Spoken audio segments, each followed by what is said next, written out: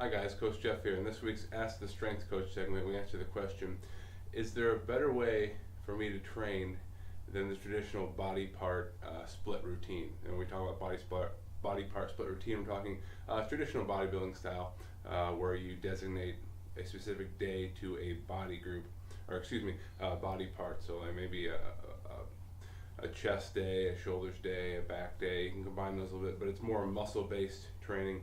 Um, and it's super common. And if your goal is to simply put on mass and you know, uh, train for show, then it can work. But for a lot of us, that's not our end goal. We have goals besides that. We like to say we like to train for uh, show and go, right? So look the part and be the part. So to answer that question, here at Athletic Development, we say yes, there is a more valuable way that you could train, and it's called movement-based training. And the idea behind that is that our body's designed to move, as we know that, right? And the muscles control these movements. So if we move through specific patterns, then the muscles will ultimately get trained in a more functional capacity. Whether you're an athlete or just someone trying to be bigger and badder once you leave your front door every day. So let's quickly talk about what do we mean by movement-based training and the categories you divide them into. So basically, we break down our movements into 5 and maybe 6, even 6 overall categories, general movement categories. Now these can be subdivided even more than we're going to talk about today, but we're going to give you a general overview of what we're talking about. Okay, so we start up here with hip hinging, okay, and then we break down from there. So our hinge patterns, we start with double leg hip dominant, okay. So double leg, right, both on the ground, hip dominant, meaning it's a hinge. You're sitting back more, not a squat. We'll talk about that. Subdivided into bent knee and straight knee. So a bent knee, double leg, hip dominant exercise would be any traditional deadlift. Okay, picking up from the ground. There's a lot of hips, but there's a little knee involved as well. Straight knee variation would be some kind of RDL, right? So mostly hip dominant, a soft knee, but most of the range of motion comes from the hips. Single leg hip dominant, same motion, right? Now you're unilateral, right? So there's a bigger stability demand. So it wouldn't be natural as much as a pure strength builder, but certainly lots of value.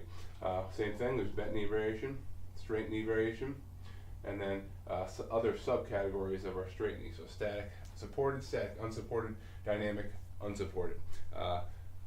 These start to, as you can see, start to group themselves a little bit further, but basically we're talking certain variations of single leg RDLs, split stance, or completely unsupported, and there are lots of variations within that. Static supported just means you get a little assistance with the other leg, and you're staying in place. Static unsupported, right? There's no assistance from the other leg; it's completely unilateral.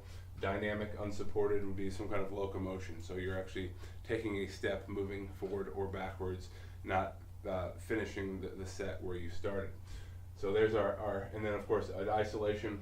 That's basically right. It's more activation-based exercises, any kind of mini band exercises, glute bridges, where we're just trying to focus on hip extension, okay, extension of the hips. So a lot of like I said, glute activation exercises is isolation. So there's our hinge pattern. That's number 1.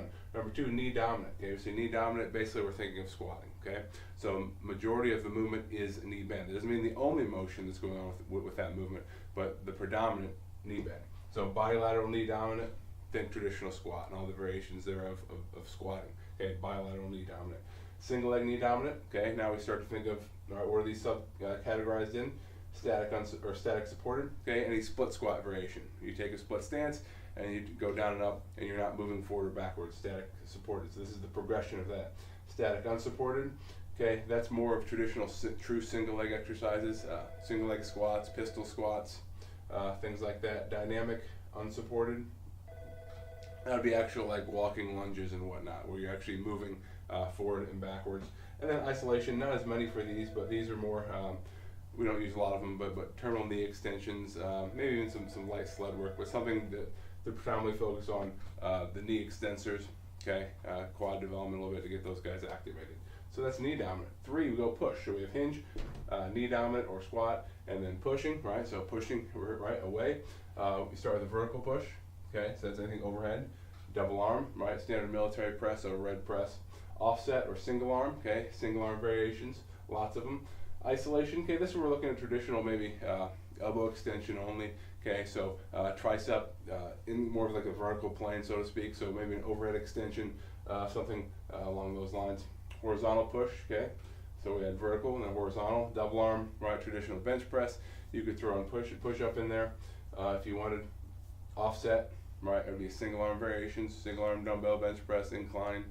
If you're even more advanced, single arm push up. Isolation, okay, that'd be a horizontal plane, so skull crushers, things like that. Category 4, pull, okay, so we have vertical pulling, right, traditional pull-ups. Double arm, right, we talked about, pull-ups, single arm, okay, a little anti-rotation component, so it's going to try to rotate you. Then isolation, we're thinking more of a traditional curl, so bicep, this is a pull, right, coming closer to the body. And then horizontal pull, okay, double arm, any kind of conventional 2-arm row, okay. Offset or single arm row, whether bent over, standing, any variation thereof. And then isolation, okay, something coming towards you, so a lot of upper and mid back pulling variations for our pull. Core, so how we subdivide our core exercises. Basically in the four subgroups. Anterior chain, so we're right here, so the anti-extension muscles. We do these from supine, prone, or some other variations of stresses or stances. Supine, okay, it's going to be belly up, head face up, so we have lots of dead bug variations on this, preventing extension of the spine. Prone, you're thinking traditional planks, lots of plank variations, same thing, preventing overextension.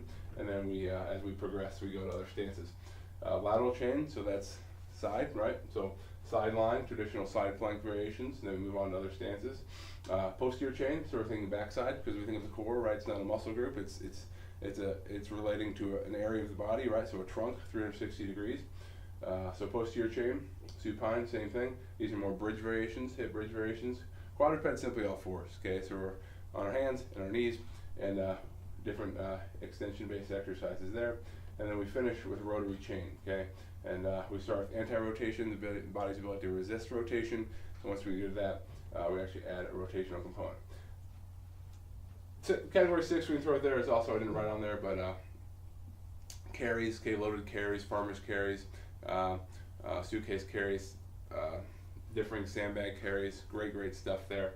I didn't put on there today, but we can definitely put in there. Like I said, there's other, we could get even deeper into this, but this is basically our general, it doesn't look very general, movement-based training template, okay? And we love using this. Like I said, it develops better movement patterns in the end of the day. Whether you're an athlete or a busy adult, you move better, you feel better, perform better, life is better. If you have a question yourself, comment below, okay? Let me know, and maybe we can get to it in the next video. Until then, stay strong, and we'll talk to you soon.